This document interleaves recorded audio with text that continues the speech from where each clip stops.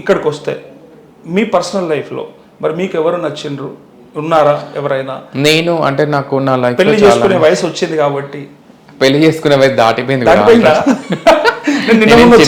నేను చిన్నపిల్లని ఏం కాదులేను, కానీ నాకు అంటే వయసు ఏం చెప్పలేమండి. అందాదా ఉంటుందంటే 30+ అనుకోండి. 30+. కానీ మా దాంట్లో ప్రతి ఒక్క ట్రాన్స్జెండర్ని అబ్బాయిలు అంటే కేవలం డబ్బు కోసము, తర్వాత సెక్స్ పరంగా వాడుకోవడం కోసము, వాడి అవసరాలు నిమిత్త ఖర్చులు వాడుకోవడం కోసం మా దగ్గరకు వచ్చే వాళ్ళే ఉన్నారు. ట్రూగా లవ్ చేసే వాళ్ళు ఎక్కడో చోట కొంతమంది ఉన్నారు. ఇప్పుడు ఓపెన్ అయిపోయిన వాళ్ళు చాలామంది ఉన్నారు. లైక్ కొంతమంది కపుల్స్ ఇప్పుడు బయటకు వస్తున్నారు, మీడియా ముందుకు వస్తున్నారు, అన్ని చోట్ల వస్తున్నారు. లైక్ అలాగే వచ్చే ఒక అబ్బాయి ఎవరైతే ఉంటాడో ఆ అబ్బాయిని తప్పకుండా పెళ్లి చేసుకుంటాను. అండ్ నాకు నమ్మకం రావాలి, ఆ అబ్బాయి నాతో లైఫ్ లాంగ్ ఉంటాడు, నేను చేసే నా యాక్టివిటీస్కి నాకు సపోర్ట్ చేసే విధంగా ఉండాలి. అండ్ నాకు తను ఉన్నాడని భరోసా కల్పించాలి. వచ్చేవాడు నా దగ్గర డబ్బు ఆశించకుంటే చాలు నా దగ్గర. ఓకే, ఇప్పుడు సొసైటీలో అమ్మాయిలు ఏ వయసు నుంచి పెళ్లి చేసుకోవాలని అనుకుంటుంటారు? అంటే వాళ్ళకి ఏ వయసు నుంచి అయితే బాగుంటుంది అని ఫీల్ అవుతారు ఒక తోడు కోసం? అది మీకు తెలియాలి. అది అమ్మాయిల గురించి నాకైతే తెలుస్తుంది. నువ్వు అమ్మాయివే కదా ఇప్పుడు? నేను ట్రాన్స్ ఉమెన్ కదా. అన్ని మీ దగ్గర ఉన్నట్టే కదా? అవును. ఏజ్ లో మీకు నాకు తోడు కావాలి, నాకు 25+ నుంచి మాకు ఉంటుంది. అయితే అప్పటికి 10 ఏళ్ళు అయింది కదా, స్నేహ ఏం చేసిందని అడుగుతున్నాను నేను అంటే ఏం చేశానని చెప్పి. ఎందుకు చేసుకోలేకపోయింది? ఎందుకు ఎవరు ఇంకా తారసపడలేదు నీకు? నువ్వు నాకు చాలా ప్రపోజల్స్ వచ్చాయి. మరి అదే, మరి 10 ఏళ్ళు ఎందుకు వదిలేసిరని? వయసు అయిపోయిందని మీరే చెప్తారు కదా. నాకంటూ కొన్ని ఫ్యామిలీ రిలేషన్స్ నాకు ఉన్నాయండి. నా కుటుంబం వచ్చేసి మిడిల్ క్లాస్ ఫ్యామిలీ. నేను ట్రాన్స్గా మారాను కదా అని చెప్పేసి నా కుటుంబాన్ని పట్టించుకోకుండా ఉండే అంత కాదు మా ట్రాన్స్జెండర్స్. మీరు అనుకుంటారు మమ్మల్ని, నన్ను కూడా కలపక కానీ అనుకున్న వాళ్ళకి చెప్పు. ఇప్పుడు దాంట్లో నువ్వు కూడా ఉన్నావు. దాంట్లో నేను అన్నది నేను ఒకటి ఉండే చెప్పేసిన, నేను అయిపోయింది. మిగిలిన అన్నిట్లో అనుకోను నేను. ఇప్పుడు ట్రాన్స్జెండర్ డబ్బులు ఇవ్వరని ఎందుకు అనుకుంటారు? ఇంటికి ఫ్యామిలీని చూసుకోవచ్చు, వాళ్ళు మిమ్మల్ని చూసుకోలేదేమో కానీ మీకు గుర్తొస్తారు అమ్మా నాన్న. సో వాళ్ళు ఈ రోజు బాధలో ఉంటే మీరు పంపించారని ఏమున్నది గ్యారంటీ? నేను దాన్ని నమ్ముతాను డెఫినెట్ గా. Thank you. నన్ను అన్ని అనొద్దు. మా ఫ్యామిలీ చాలా మిడిల్ క్లాస్ ఫ్యామిలీ. నేను ట్రాన్స్గా మారిన తర్వాత నా కుటుంబాన్ని ఒక బాధ్యతగా చూసుకోవాలని చెప్పేసి అనుకున్నాను. నేను మాకు సొంత ఇల్లు కూడా లేకుండే మాకు. సో నేను ట్రాన్స్గా మారిన తర్వాత నేను డబ్బు జమ చేసుకొని మా కుటుంబాన్ని చూసుకోవడం, మా ఇంట్లో మా అమ్మ నాన్న వాళ్ళకి మా తమ్ముడి సహాయంతో కూడా, నేను ఒక్కదాన్నే కదా, మా తమ్ముడికి ఉన్నారు, మా తమ్ముడి సహాయంతో కూడా ఒక ఇల్లు కట్టించి వాళ్ళకి ఒక ఇల్లు కొనివ్వడం జరిగింది. ఆ తర్వాత మా కుటుంబ సభ్యులు ఇప్పుడు లైఫ్ అంటే హ్యాపీగానే ఉన్నారు. అమ్మ జరిగిపోయారు.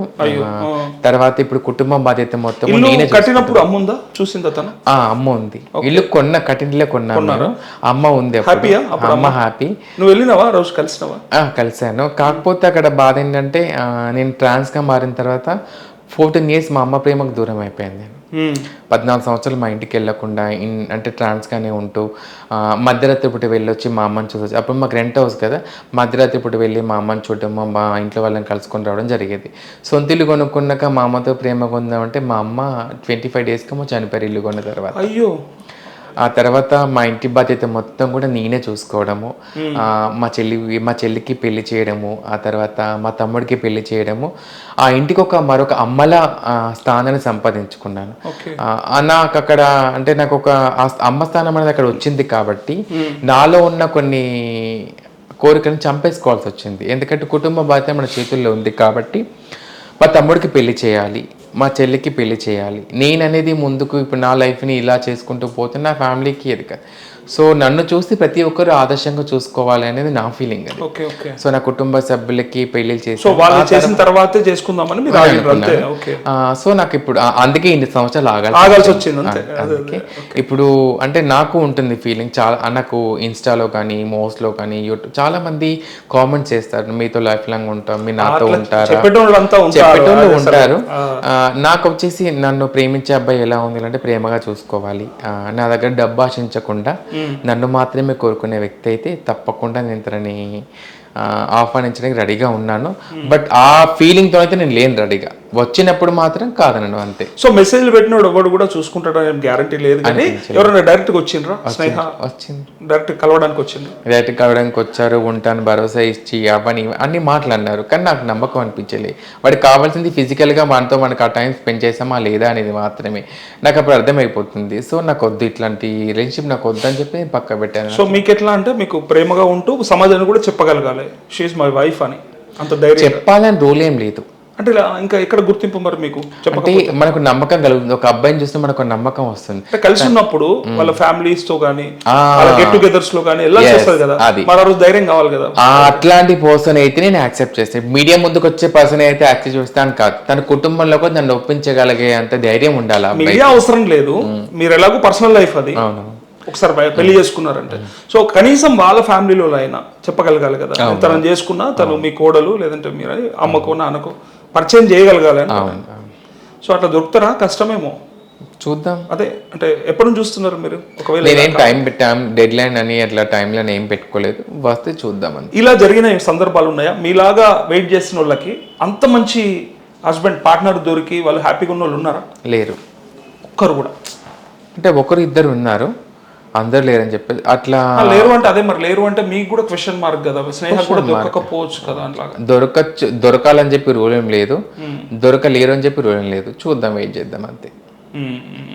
సో మళ్ళీ అంటే డిసప్పాయింట్మెంట్ ఏమి ఉండదా మరి తర్వాత? ఎట్లా మరి ఎవరు రాలేదు కాబట్టి నెక్స్ట్ ఏంటి అనే దాని గురించి? మీరు ఎంతసేపు నాకు కావాల్సిన అబ్బాయి గురించి తీద్దామని చూస్తున్నారా ఏంటన్న అసలు నాకు అర్థం కావట్లేదు.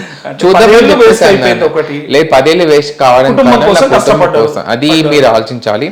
బట్ నాకంటూ ఉంటుంది ఫీలింగ్, వచ్చినప్పుడు చూద్దాం అంతే. అంటే నేనేమంటా అంటే నమ్మను అనమాట, ఖచ్చితంగా లవ్ ఉంటుంది, ఎఫ్ఐఆర్ ఉంటుంది, ఎవరో ఒకరితో సహజీవనం ఉంటుంది. ఒక్కరితోనన్నా పర్సనల్ లైఫ్ని ఇంత బయట బాధలు పడతా ఉంటారు కాబట్టి ఒకరితో షేర్ చేసుకోవడానికి ఒకరు పెట్టుకుంటారు. అంటే బాధలు పడితే అబ్బాయి ఉంటే సరిపోతాను, అమ్మాయికి అబ్బాయి, అబ్బాయికి అమ్మాయి. మాకు వచ్చేసి ఇన్ని బాధలు ఉన్నాయి కదా అని ఒక అబ్బాయితో ఉంటే ఆ బాధలని పోతే అనుకునేది అయితే కాదు. అక్కడ ఒక సోల్మేట్ ఉండాలి కదా. ఉంటుంది కోరిక, వచ్చినప్పుడు చూద్దాం. నాకైతే లేరు ఇప్పుడు.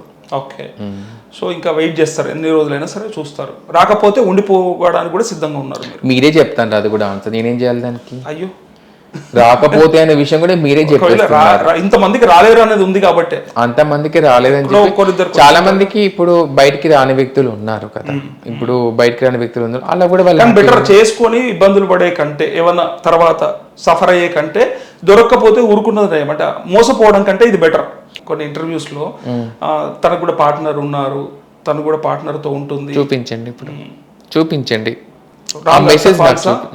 తప్ప నాకు చూపించండి. ఆ పర్సన్ తో మీరే మన ఇద్దరం కలిసి ఇక్కడే మాట్లాడదాం మనం. ఒకవేళ ఉన్నారు అని నాకు ప్రూవ్ చేస్తే నాకు గనక తప్పేం లేదు, ఉంటారని తప్పేం లేదు. కానీ ఇప్పుడు నా లైఫ్ లోకి ఒక అబ్బాయి రావాలంటే మీరు ఇలాంటి ఫాల్స్ మెసేజ్ నాకు గనక మీరు చెప్తే, మీరు ఆ మెసేజ్ గా ఫార్వర్డ్ అయితే వచ్చే అబ్బాయిని ఎలా నమ్ముతారు అనుకుంటున్నారు? మీరు అదేందుకు ఆలోచించట్లేదు? మీరు సోషల్ మీడియా అనేది ఒక ఫేక్ అనేది అంతే. ఈ సోషల్ మీడియాలో మంచి వాళ్ళు కూడా చెడ్డ పేరు తీసుకురావడానికి చాలా మందిని పైకి తీసుకొచ్చి గొప్ప పేరు కదా. మరి అట్లాంటప్పుడు మీరు ఎందుకు అలా వాళ్ళు బ్యాడ్ కామెంట్స్ పెట్టినారు? ఇప్పుడు నెగిటివ్ అంతా వెళ్ళిపోవాలి స్నేహ పై నుంచి అనేది నా తపన తప్ప ఏముంది నెగిటివ్ నా మీద ఏముందని? సబ్స్క్రైబ్ చేయండి. Please do subscribe to please like, share and subscribe to top Telugu TV. Top Telugu TV.